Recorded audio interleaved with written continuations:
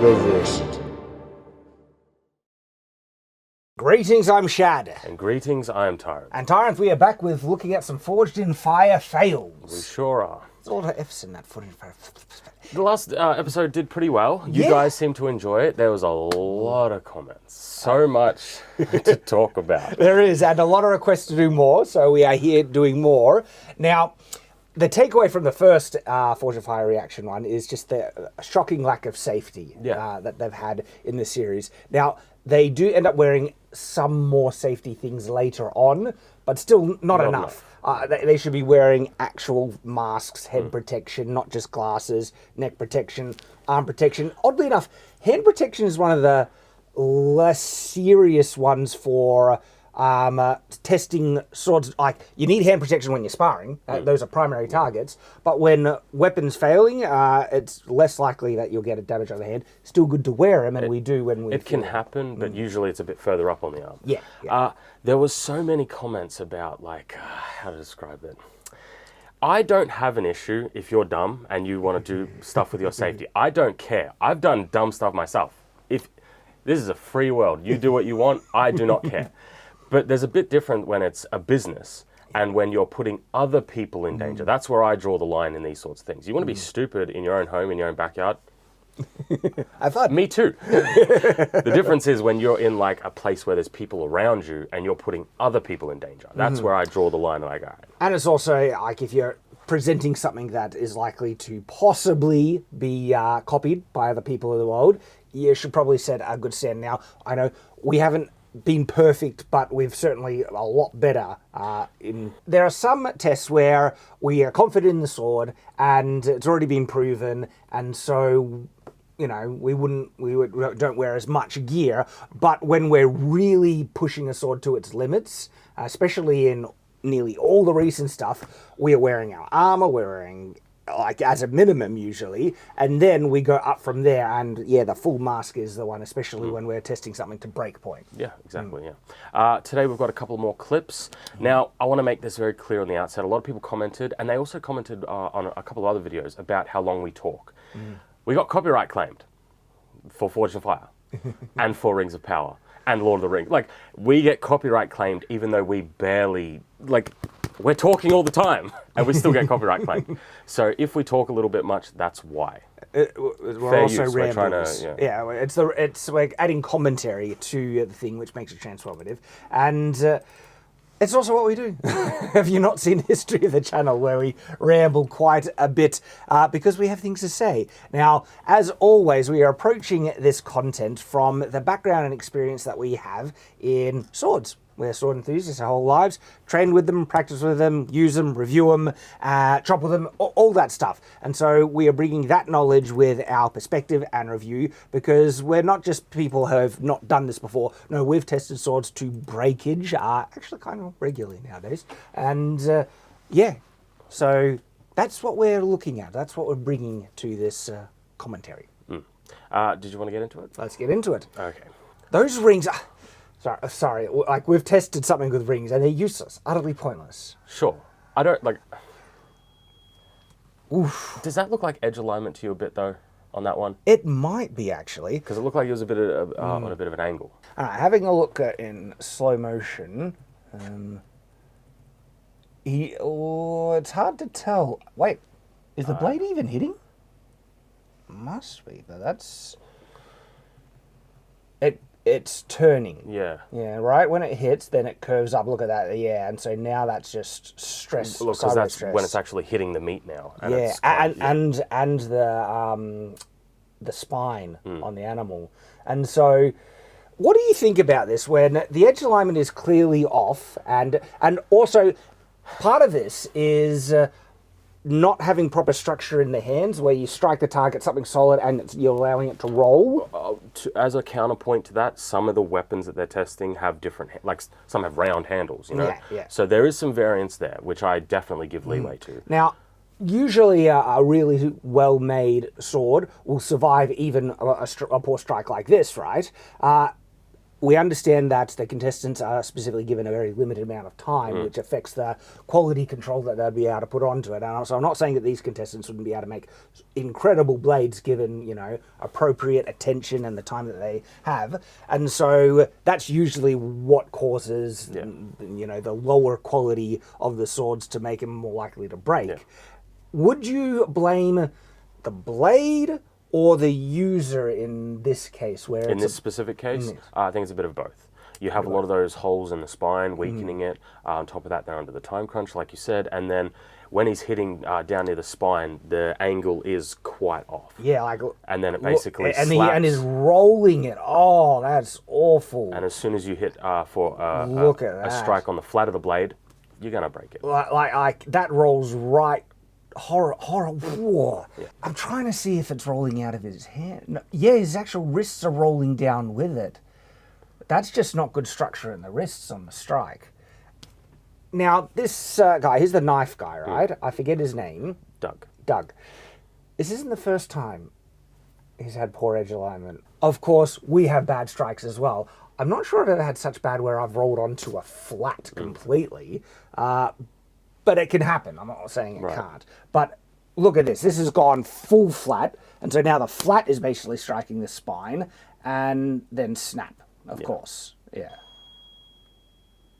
I do like, I did include some of the shots of the wide shots.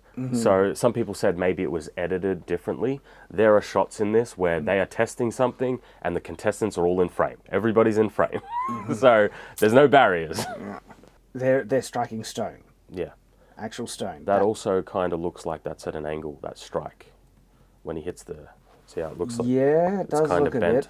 So striking rock and stone is some of the most abusive material you can hit with a sword, which is clearly intentional. They're trying to test these to break. Yes, but you need to be hitting right on the edge. It's the same with thrusting. There are times when we've thrusted swords, and especially with like a longsword, if you're not dead on with your structure, it will flex and you could snap it. Well, that's the other thing that people might not realize. There are ways to hit a sword on something in such a way that will induce failure. And we actually do that to see if a sword can survive. But the thing is, though, those type of strikes should never be considered standard strikes or a general use for a sword. Sure. And so I wonder...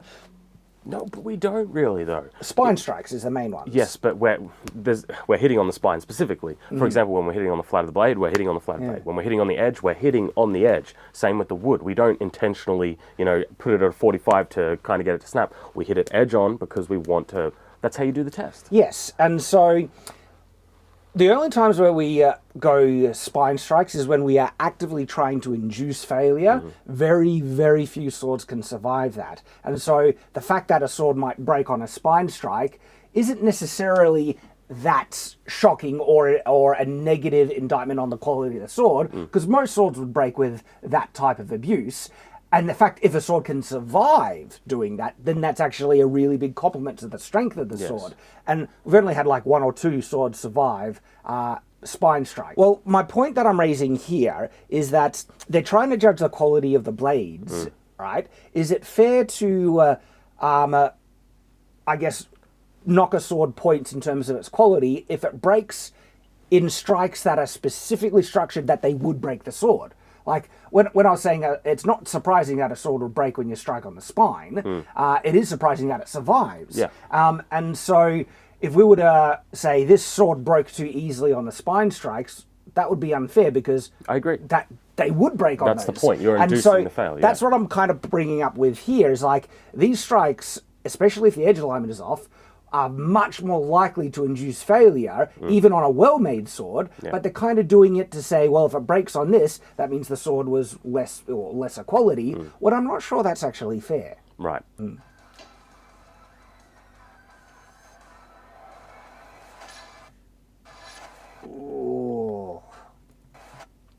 So this type of breakage, when we've raised this in previous, in the previous Forge and Fire one, is one of the most dangerous ones, especially with the safety that they're wearing. Like, if it snaps at the tang... I also think his edge alignment's off. If you look at his hand, it kind of looks curved out a bit like this. Oh, see where it comes down. Yeah. He curves down like that. It hits, and then is allowing his wrist to roll. Now that's interesting when you allow the wrist to roll like that, because it alleviates some of the stress that can hit your hand, and so it'll hurt less.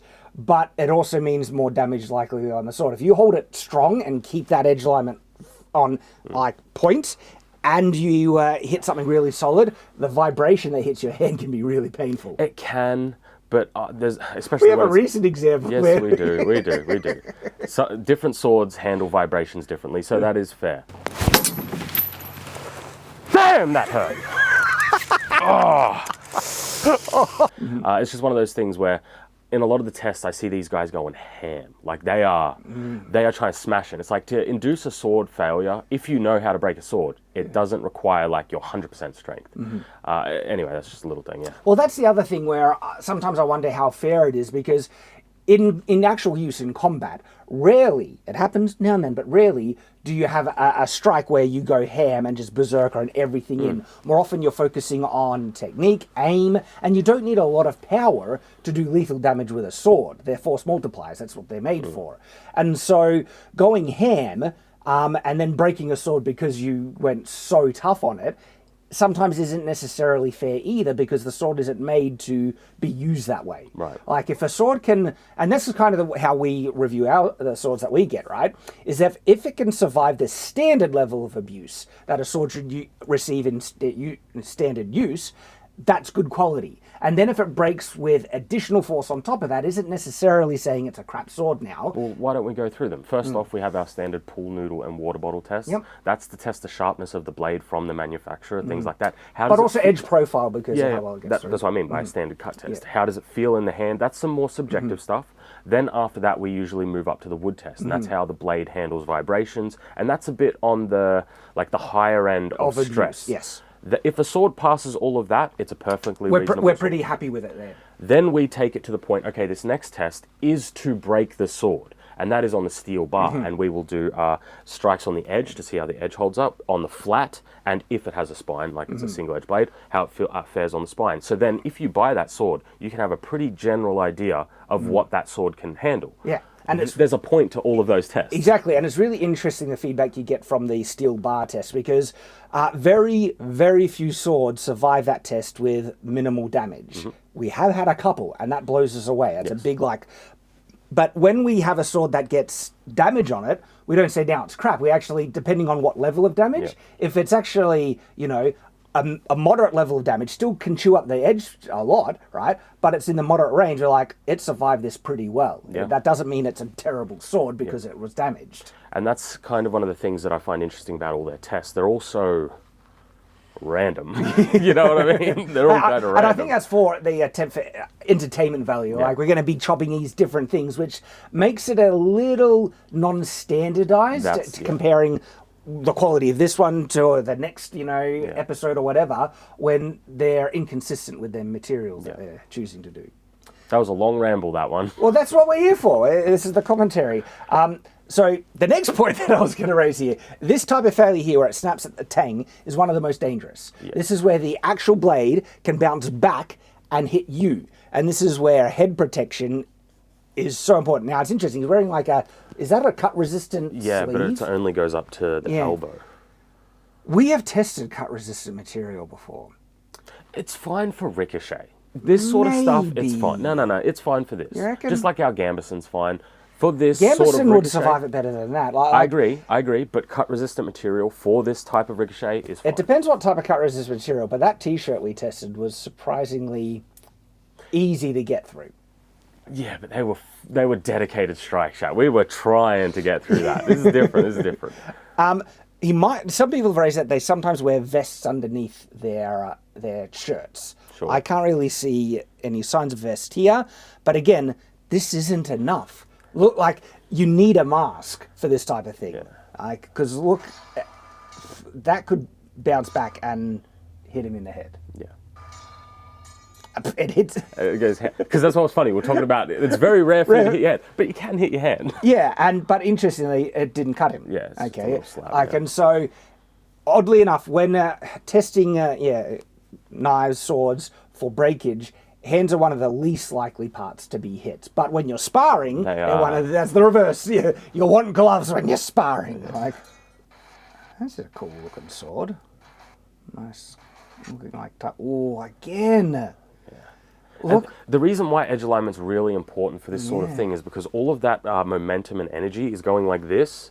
Then the moment you roll, it goes like this. Yeah, and flexes. specifically on like single-edged swords, that can be the death nail for it. So when it goes like this and then snaps like that, is that fair to the maker? You know, because exactly. Is it fair to judge it on failure when it's actually technique that is more causing the breakage than it is the quality of the sword specifically in this case? Now, really well-made swords will survive that type of abuse, but that's not necessarily saying it's fair, because that's not standard abuse you would, expect with what a sword is being used in its normal, uses.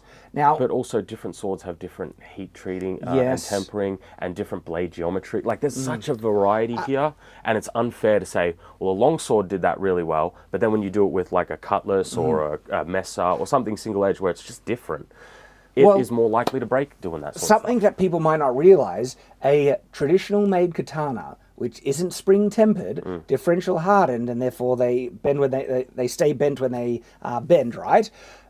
If you struck an object like the guy striking this, that would damage that katana, even the folded traditionally made one, because they are much more vulnerable to that type of damage because of the way that they're made. That's why it's important. Edge alignment for a katana specifically is really important. Really important. But the thing is, though, is that this, like a traditionally made katana, even if you did everything perfectly right, that is a well-made sword, okay? Now, it's funny, is it fair to then criticize it for being damaged when it's being used improperly?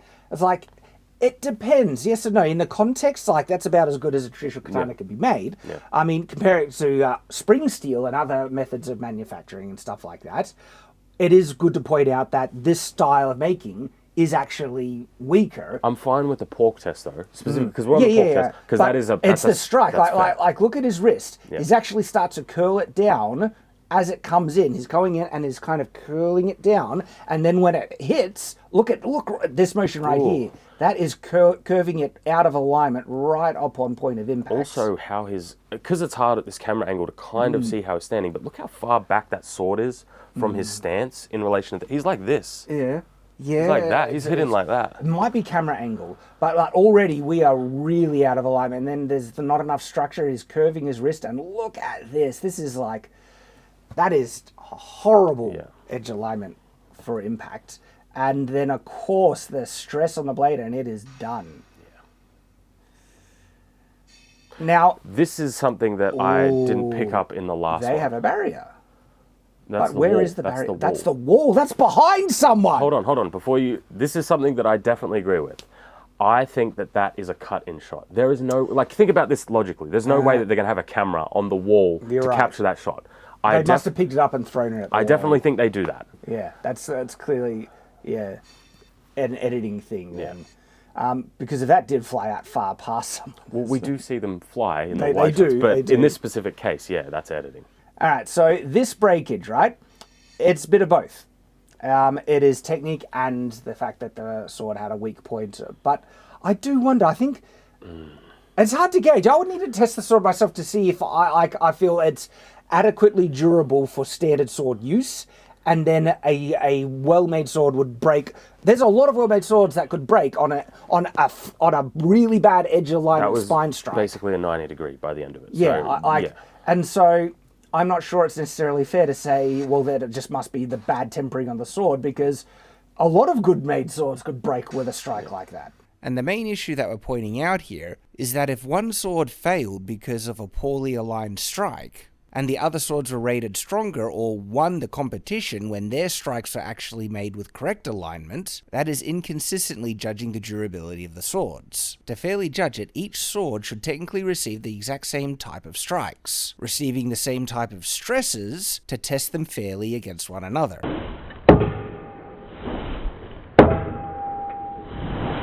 Ten really abusive hits on metal.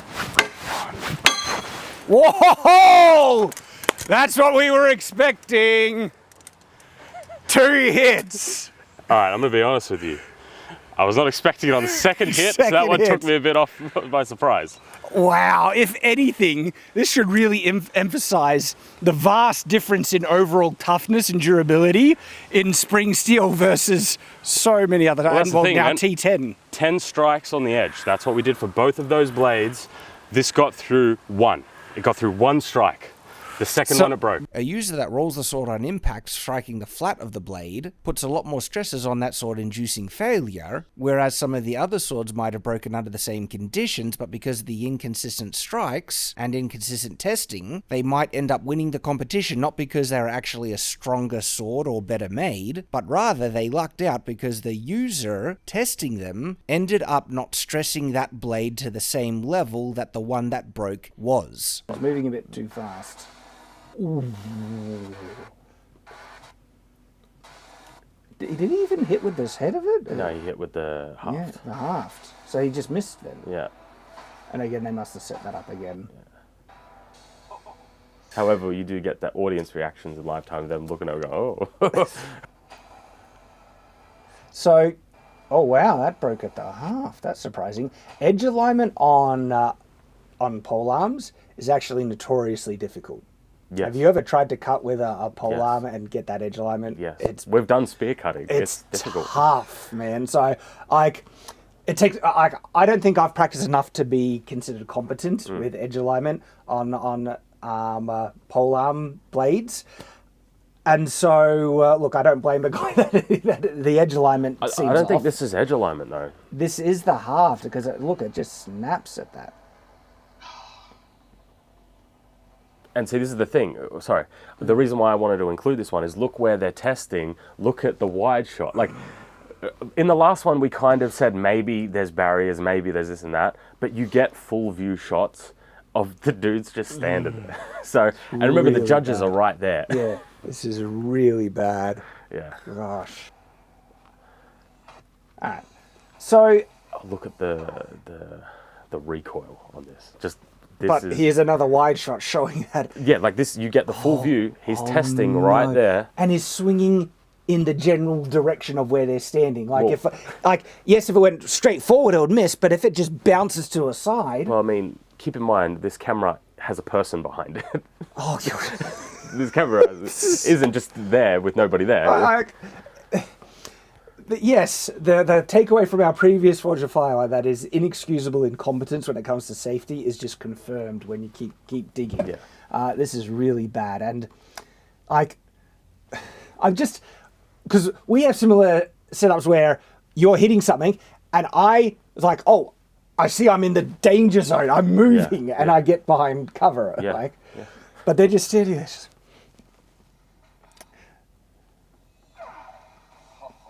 Oh, that looked pretty good. That's tough. Someone flew off at the top there. I don't know what that was. Man, hang on. That looked like it. I don't know. That was hard. I think it rolled. Yeah. Like, look at his wrist. That's how you can gauge. Yeah. So it's coming, and then look, when you're hitting something solid, right? Sometimes you can get it rolling out. But I don't know, if you're holding it strong, you can keep that edge alignment. But this is the thing. It's like, I don't think there's ever been a point where I'm trying to break a sword and I hit it with 100%. Like I just want to hit that side. You don't do that. You don't need to hit it that hard. And I'm always fascinated when these guys just go full 100%. Because what are we testing here? That's what I want to know. What are we testing right now? For this blade, what are you testing? For edge? ice, it should be edge. The edge? Okay. Yeah, to induce a crack in an edge or a chip, you don't need to smash the thing. And look at that recoil. Yeah. Oh, that bounces back. So, breaking on hitting terracotta. Like, I wouldn't be surprised if even a well-made sword broke on something as solid and hard as that.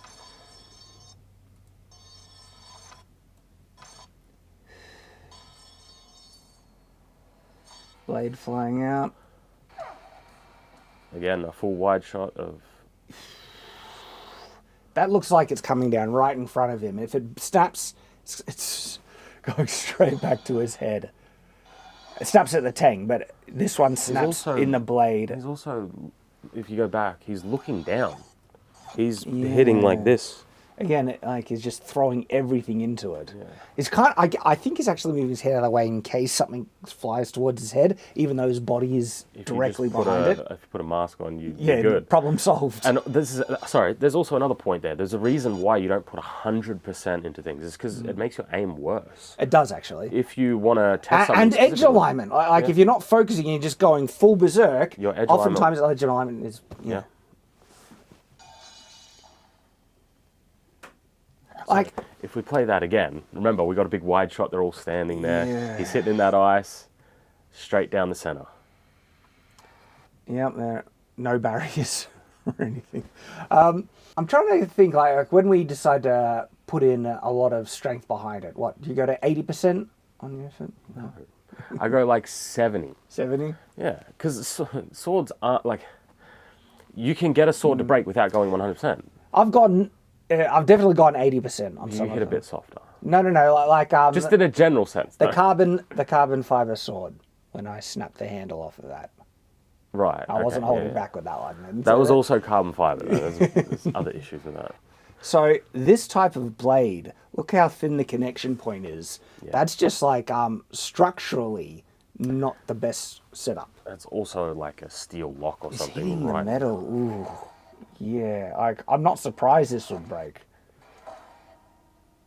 And look at that spin. Just a what? Sorry, I love that. That one was my favorite. I think that was the last one. This is my favorite. You see it in the air spinning as a wide shot. So you get to see no barrier. We are like look at that. Look at it just up in the air spinning like that. Gosh. Now, look, it's frustrating because I like Forged in Fire as the show. There's a lot of really interesting stuff. I think the contestants, some of them are really talented in what they do, and they're trying their best. This is a kind of a pet peeve that I think is worth pointing out in terms of the safety and the quality of tests. I love Forged in Fire. I make things and I test weapons. I literally do what they do. Of course I love Forged in Fire. It's just I've always, every time I've seen that, I've always gone, I don't care if you're doing the testing, but you're doing it with an audience. That's crazy to me. Yeah. Like, I don't go out and do crazy stuff and go, all right, everybody gather around. And also, as we've shown in our reaction here, the quality of tests, I think, don't always properly reflect the quality of blade, but is sometimes a more, I guess, statement on the quality of technique being used. I also, like, you know, the tests themselves, they're not very standardized, but they do, from what I understand, at least what I've seen, like, for example, they're testing an axe on wood. That is a fair test for an axe, right? They need something like our sword cutting rig, where they can have a consistent strength strike against a consistent material to get actual, some more objective results on it. And so we use our sword cutting rig to test edge retention on a galvanized steel pipe. And it's the same amount of power behind each one, so that enables us to compare how good is this sword in terms of its edge retention versus the other swords that we put on the rig. Yeah. But this is Forged in Fire Fails 2. These are I think these are all of them. I think we've done most of them now. There might be another couple out there, but these are like the big ones. Yeah.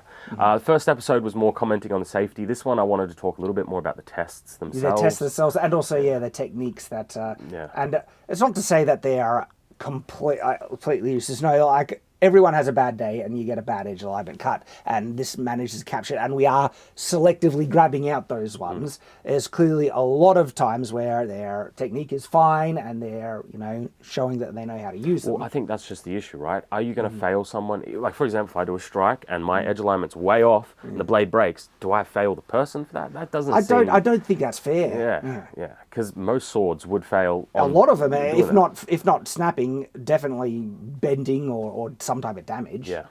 Yeah, that's all for today, guys. Thank you for watching. Check out the original one if you want to see the safety, the crazy safety fails. Yeah. Thanks, guys. It's right there. Check it out if you haven't seen it, and as well as other fail videos. Hope to see you there. Bye-bye.